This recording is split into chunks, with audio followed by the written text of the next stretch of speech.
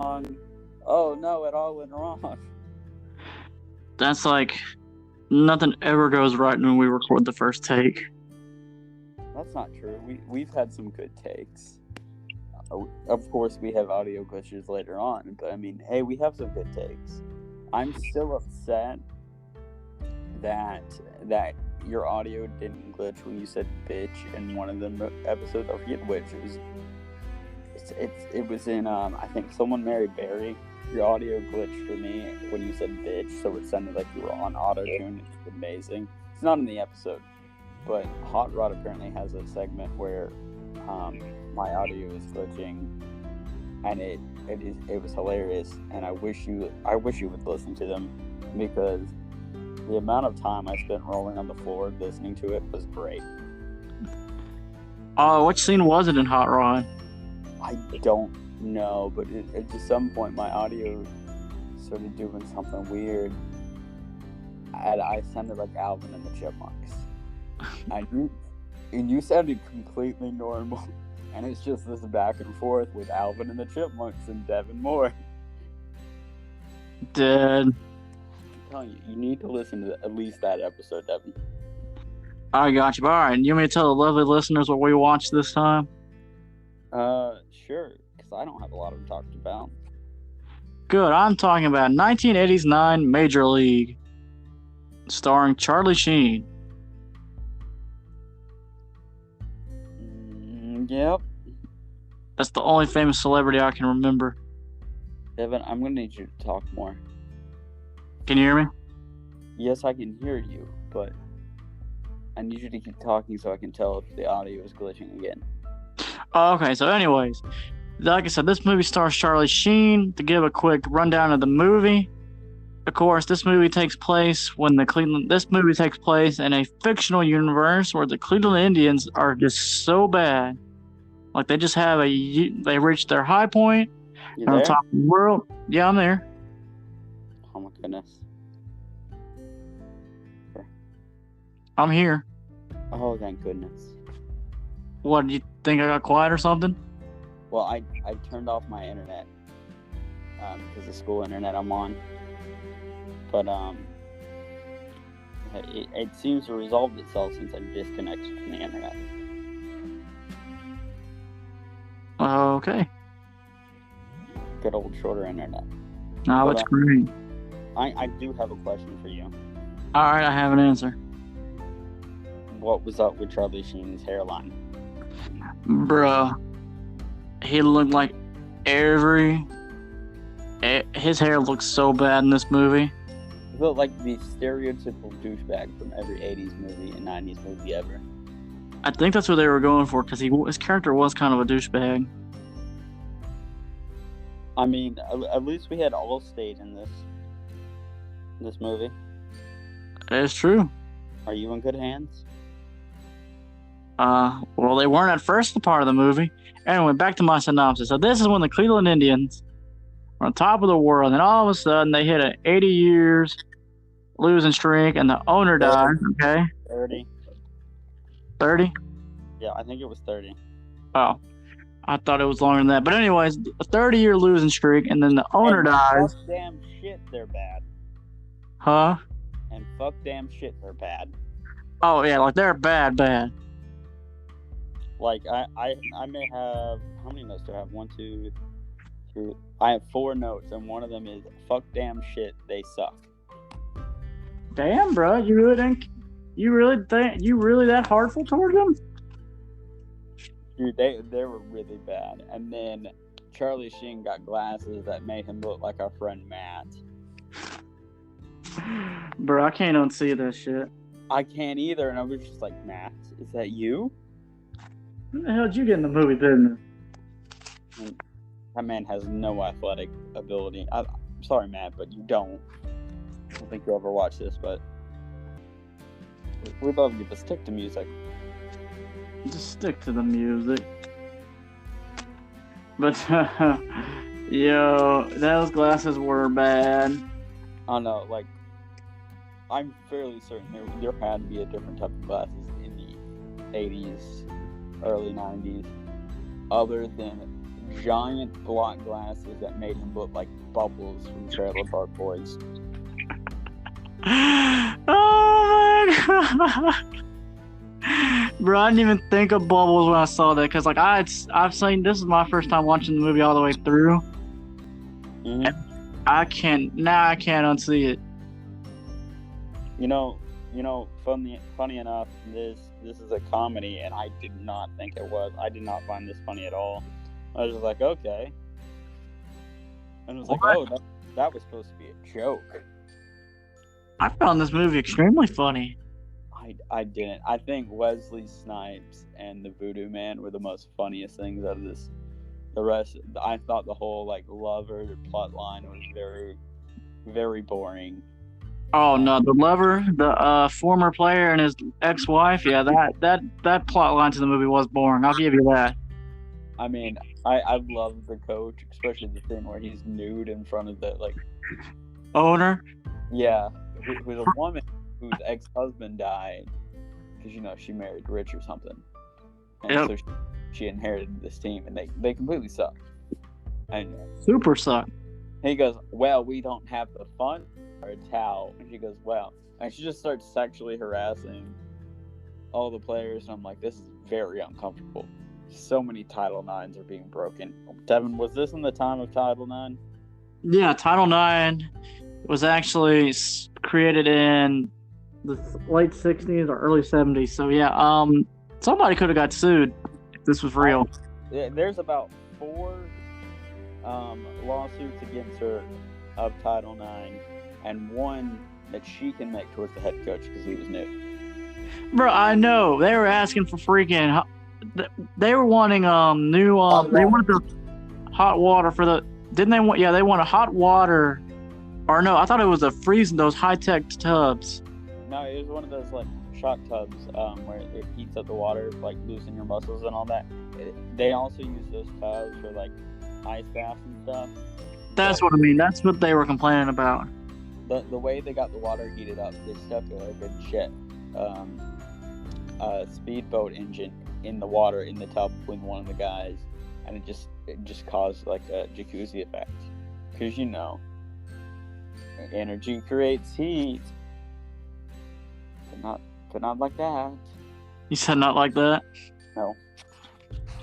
It's alright. I remember that scene, and I'm just like, this coach has got balls. Because she goes, well, it's not in the budget. And this lady's a total bitch. Alright?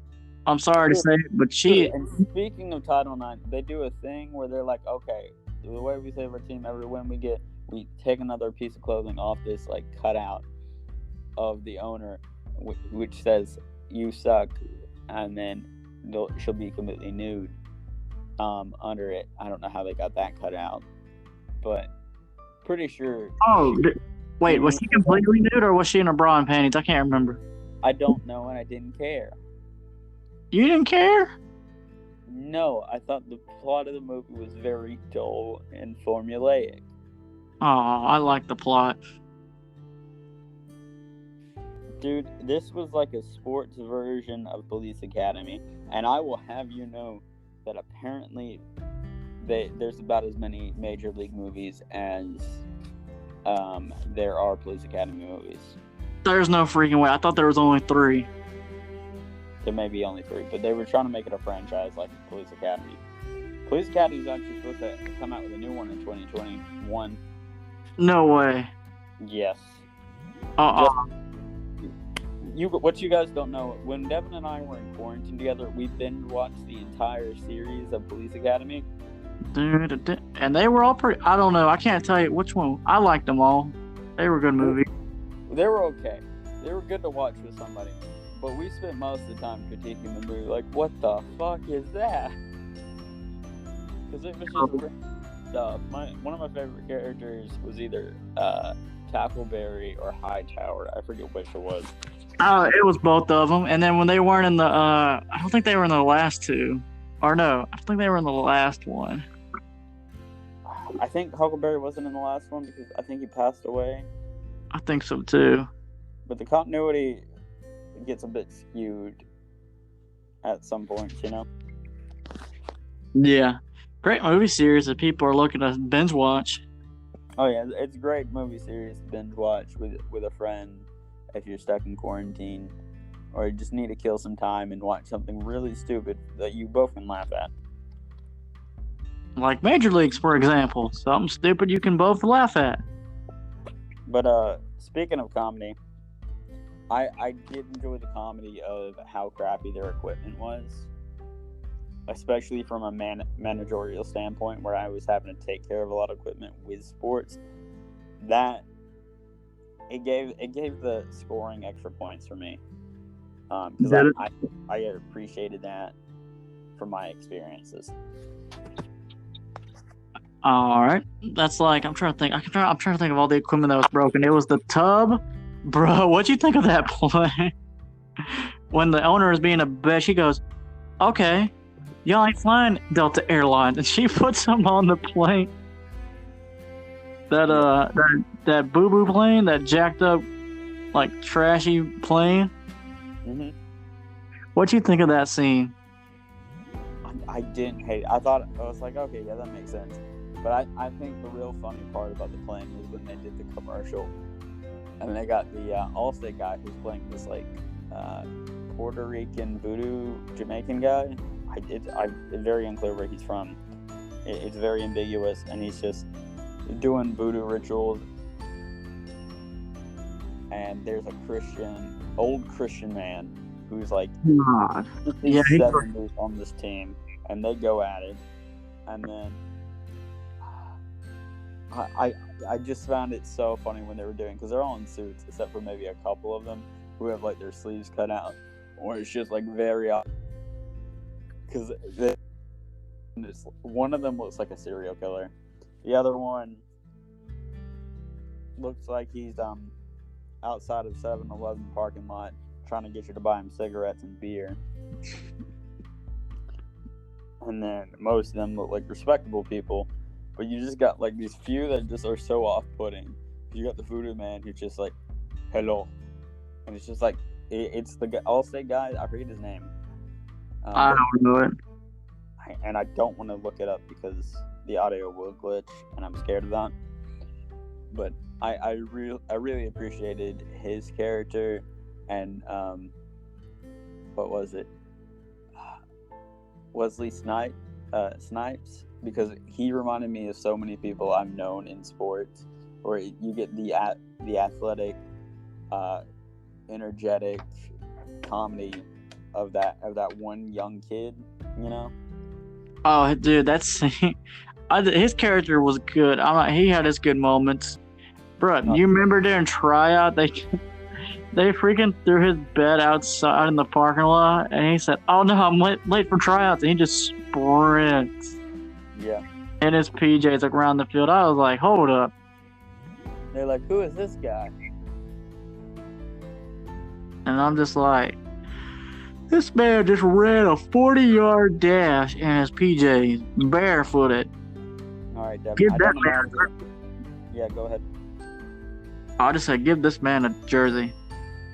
I have like one more question, and we're clocking in at 13:45. Yep. So I'm gonna ask my question, and then if you got anything to add, we can try to make this a 20-minute episode. Okay. All right. Ask your question. So is this based on like a real baseball team? I think it's all I mean, obviously, the Cleveland Indians are an actual team. Okay, so they are, because I thought the logo looked familiar. But being from Well, Georgia, now they're called the Cleveland Guardians. Okay. I remember the logo, and then I started out the movie. I was like, okay, my baseball knowledge, maybe they're like banking off the stereotypical like Indian themed sports team color, like Braves or something like that. I thought they were doing that, but I wasn't sure. No, the Cleveland Indians is an actual ball program. What's their record look like? They've always been bad.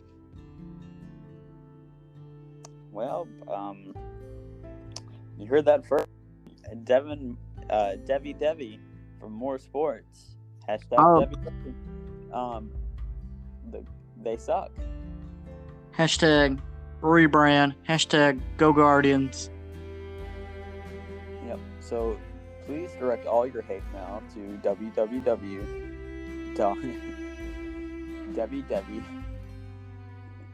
devonmoresports@gmail.com. Yep, you better send it there. I don't know what that is, but I'm gonna feel really bad for whoever it is.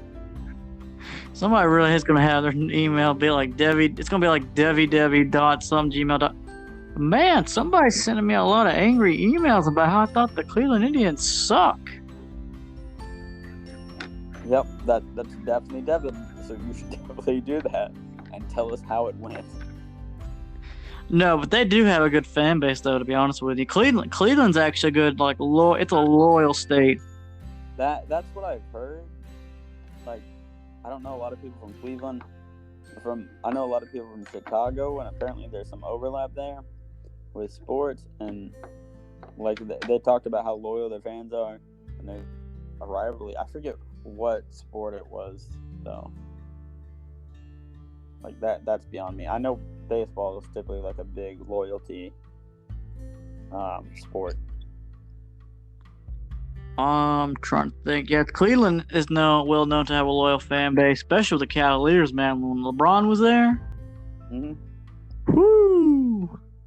Everybody, their fan base got turned when he came back. I know the Cleveland Cavaliers are big. Yeah, that's what I mean. The Cleveland Cavaliers. Did I not say the Cleveland Cavaliers? I thought you were talking about baseball. I mean, he did time in baseball, right? LeBron, no. I'm thinking of Michael Jordan, aren't I? Yep.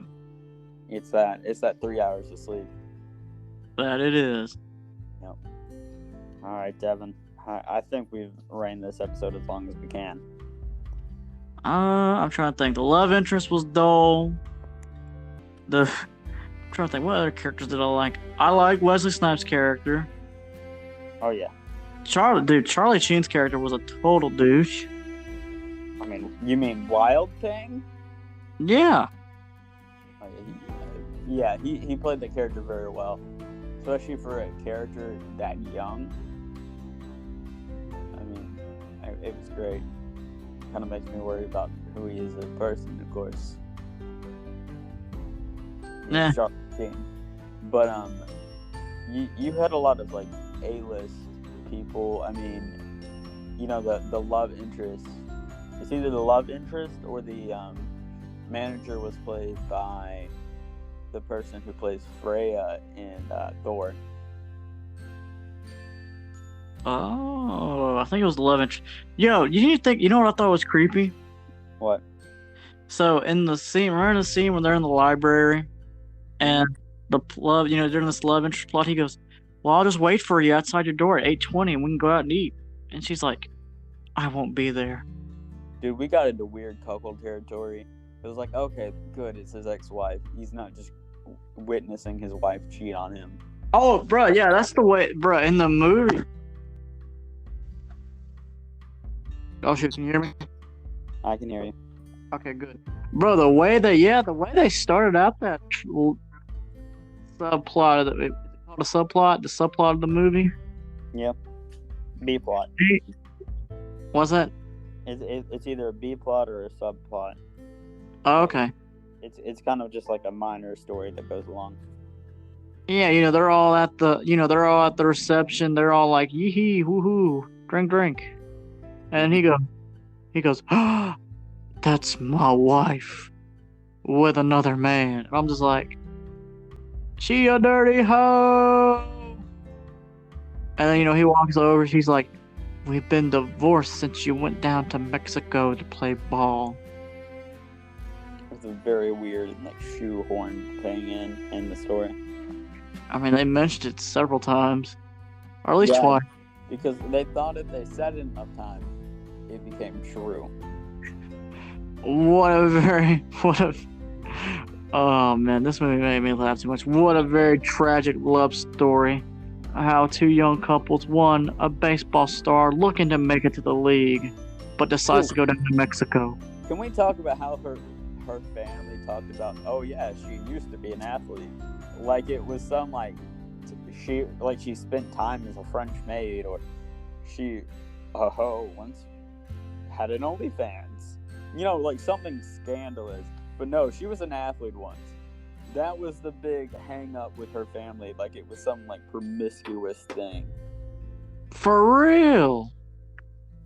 Like I'm the most athletic person in my immediate family, so I'm like the athlete in my family. But dude, what the fuck? I know and then when they're doing that cringy scene where he walks into her apartment, or the boyfriend, the boyfriend's apartment. He goes, this, and I couldn't stand the boyfriend. The boyfriend was just like, fucking, he needed to get punched in the fucking face. Well, everyone around her was kind of like douchey because the script required it. Like, oh, we're gonna make them look bad. This guy's swooping in trying to get his ex-wife back from this. We can't have it be a loving relationship. We gotta make it, kind of make him an asshole. For real, typical 80s logic. I will say Hot Rod handled that type of boyfriend much better. I couldn't stand the boyfriend Hot Rod neither. No. I'm saying that he was much better written and well-rounded than this one is. Oh, yes, very much so. I will say that. Bro, and then they're all at the dinner scene, and they're just like, so, you're a ball player, you make money? And he's just like, yeah, I make money. And he's just sitting there grinning his teeth. He's like, I don't make much. And I'm like, I feel that. Neither of us made much when we were working towards. I know. It's a cold, cruel mistress. Yep. Let's rate this. I'm gonna give it 7 popcorn buckets. Really? Yeah. Why? One major thing, the plot was kind of already done before. It's just a basic, boring plot. Oh no, save the troubled team, or they'll go bankrupt, or they'll move away and lose their jobs. Mm-hmm.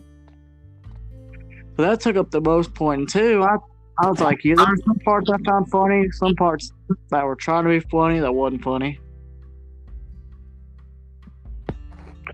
Those are my 2 major takeaways. So I got a 4.5, but with rounding up with that little aspect of sports, which made me appreciate it more, I'm gonna give it a 5 out of 10.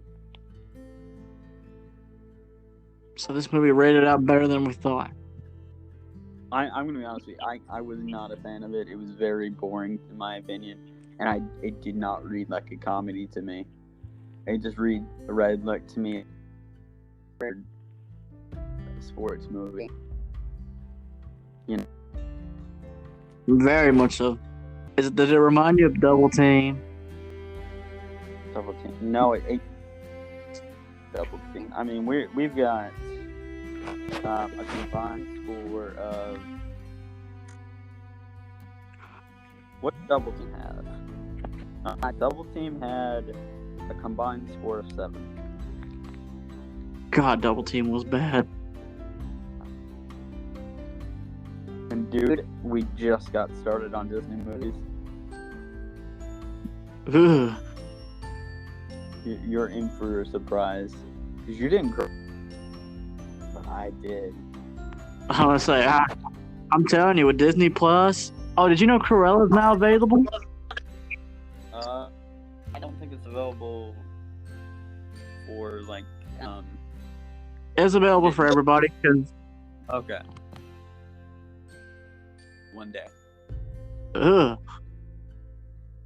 I mean, we might as well. We're a movie review podcast. That is true. Might as well do something recent. But would you like to tell our listeners, since we're closing up, our next feature is? Oh God, was it It has Oh, Friendsgiving. 2021, 2020 Friendsgiving on Netflix. We're gonna watch that because I decided that there needs Thanksgiving festivities. If you would like to hear more about my opinions on Thanksgiving, please check out the Random Hour. I did a segment about how I was mad there wasn't Thanksgiving songs, but because of the popularity of Christmas, that one song, Chestnuts Over a Roasting Fire, got consumed into the beast that is Christmas. Happy Thanksgiving, everybody. Definitely would you like the last words of this episode to be? What do I want these last words to be?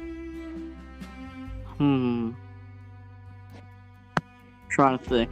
I'm trying to think of a quote from the movie, but I can't think of a quote. Oh, I got it. Capital One. What's in your wallet?